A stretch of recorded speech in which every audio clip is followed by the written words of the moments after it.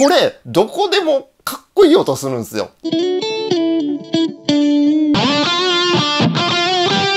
フェイザーオンにすると、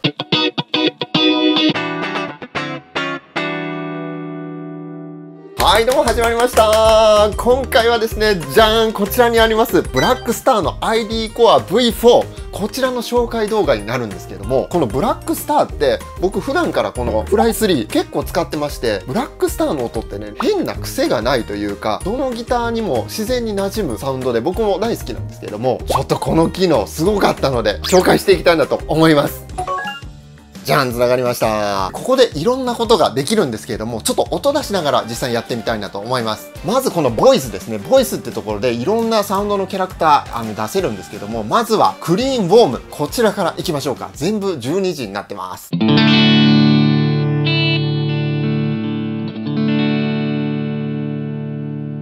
高いクリーンが出ております。まずこの辺の設定なんですけども、ゲイン、歪みの量、ボリューム、音量ですね。そして EQ っていうのが 1EQ になってて、このブラックスターのこの EQ すごいんですけども、ワンノブでね、美味しいキャラクターが選べるんですよね。左側に回すとアメリカンな感じ。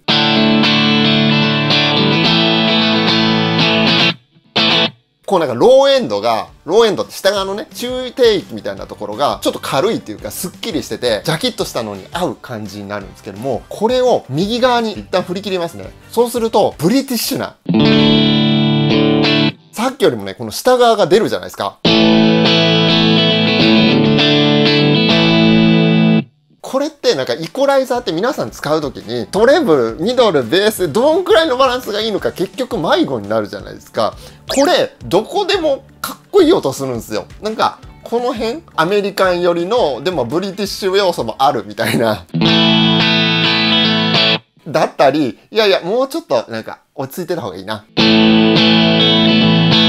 っていう、このブラックスターのこのおすすめ EQ になってるので、あとはもう好みを選ぶだけ。すごく使いやすいですね、これ。ちょっとセンターでいきましょうか。そしてこのクリーンがですね、今、ウォームっていう方でしたけども、こっち、ブライトっていう2種類用意されてるのが、いいなと思ったんですけど、おお、ブライト。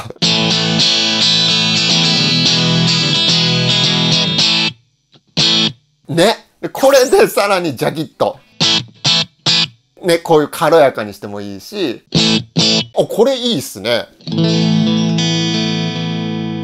はい。っていう感じで、クリーンもね、結構いろんなバリエーションが出せますね。で、クリーンでも当然ゲイン結構上げてみてもよくて、ちょっとその分音量下げますけど、そうするとね、結構アタック感が、こ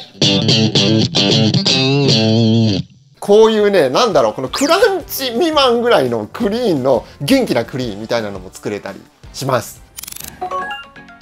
じゃあここにエフェクトちょっと足してみましょうか。モジュレーション、ディレイ、リバーブついております。じゃあディレイいきましょうか。こっち4種類から選べるんですけど、スタンダードなディレイ。で次がね、アナログディレイ。ちょっとピックアップ変えて。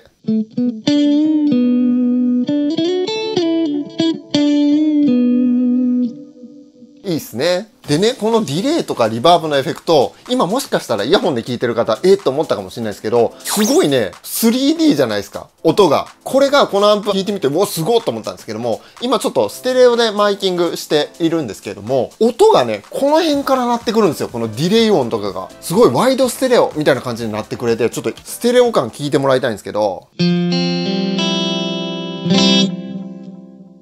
なんかね、こうね、広がるんですよね。で、このタップテンポで、テンポも変えれるんで、ね、こんな感じでできますね。いろいろエフェクト入ってるので、ちょっとリバーブとかは後で歪みもあるので、その時にね、もうちょっと試してみましょうか。ちょっとモジュレーションだけ。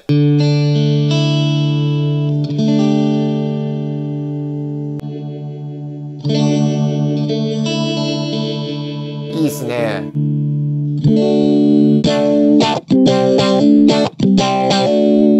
まだまだエフェクトはあるんですけれども、クランチいきたいですよね。行ってみましょうか。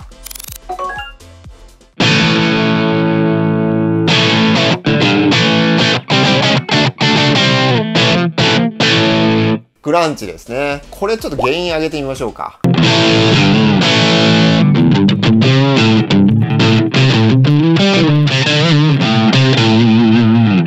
結構歪みますね。ちょっと今センターだったんでリアの方がいいかな。ああ、いいっすね。これやっぱリバーブでホールリバーブ。あ、これっすよ。これもうちょっと少なくてもいいかな。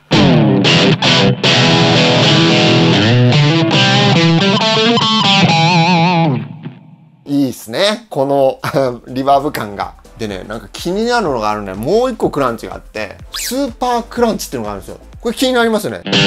あ、さらにジャキッとしたね。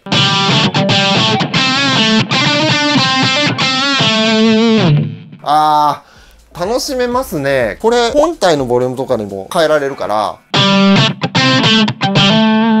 スプリングリバーブにしよう。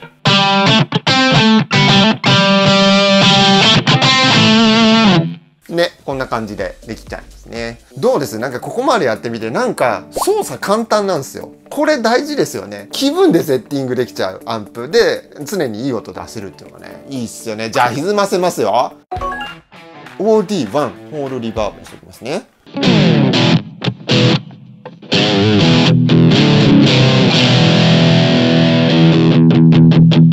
これちょっとレスポールつなぎますか？はい、レスポールどうだ？あ、これちょっと原因上げていいですか？ディレイもちょいと足そうかな。テープをちょっとだけ。あ、いいっすね。こんな感じ？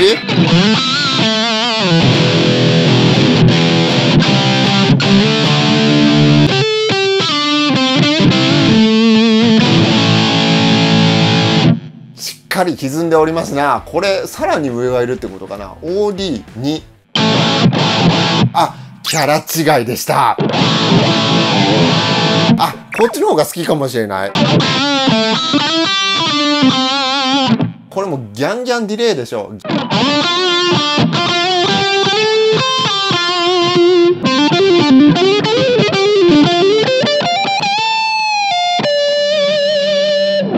これいいっすね。僕好きだな。 OD2 かっこいいですね。あと説明してないとことしては、1W にね、このワット数ダウンできるっていう、これ今 10W モデルなんですけど、ポチッと押すと 1W になってくれるんです。でも僕ね、これオンにするぐらいだったら普通の 10W で音量下げて作った方がいいんじゃないかなと。あとここにあるのが Bluetooth ですね。これ10W モデルの Bluetooth 付きのモデルなんですけども、オンにするとBluetooth 起動してくれまして、スマホとかで音を流すわけですよ。例えば、こんな感じで音をね、聞きながら、ちょっとリバーブをつけますか。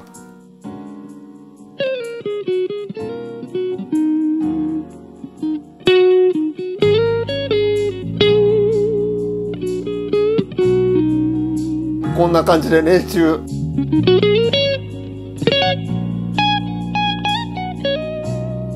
できちゃいますね。いや、いいじゃないですか。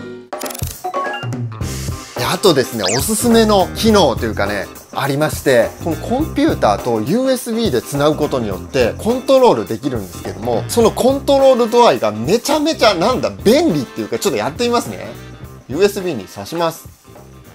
はい、すると認識しましたね。今の設定がこちらにも反映されております。クリーンね。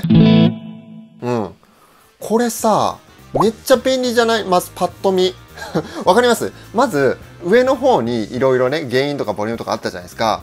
で、見てください。このイコライザーが、先ほどはワンタッチでできるっていう、もちろんメリットがあったんですけども、もうちょっと細かく詰めた設定したいっていう方、ほら見てください、これ。トレブルミドルベース、誕生してますね、これが。さらに、レゾナンスとプレゼンスあるんです。プレゼンスを上げると、やっぱね、シャリッと。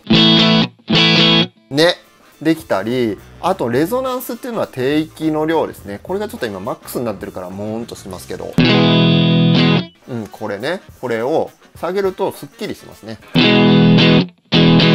で、これはプレゼンスとレゾナンスってイコライザーとなんかこうちょっとね離れた位置に置かれてることが多いんですけども、これパワーアンプの機能なんですね。本来は。なのでこのイコライザーっていうのはこれプリアンプの部分の機能なんですけども、それとはちょっと分けた場所に置かれることが多いですね。で、次どっち行きます？左下行きましょうか。これまであったモジュレーション、ディレイ、リバーブがここにもう超わかりやすく載ってて、どれがコーラスかなみたいな感じでしたけども、フェイザーオンにすると、ね、わかりやすい。ディレイもリニア、アナログ、テープ、マルチってね、こう一目で分かったり、リバーブもルームホール、スプリングプレート。あとね、実はチューナーついてるんですよ。こう、まあ今チューニング合ってるからあれですけど、ちょっと下げます。こう、もうちょっとみたいな感じで、本体でもできるんですけども、画面で見た方がやりやすいじゃないですか。で、これ一番右側に気になるやついますよね。キャビネットとマイクのシミュレーターがついていて、今4発のヴィンテージっていうのになってますけども、これ1発のコンボにすると、ここから出る音ももうコンボ。わかります？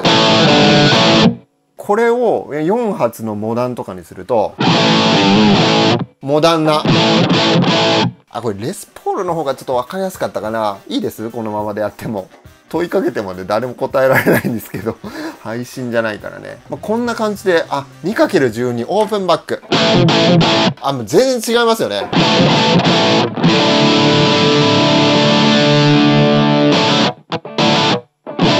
っていう感じでね、選べるんですよ。で、今リボンマイクがついてるんで、結構タッチ感が柔らかい感じでしたけども、ダイナミックマイクにすると、ダイナミックで撮った感じになるし、これね、コンデンサーもありますね。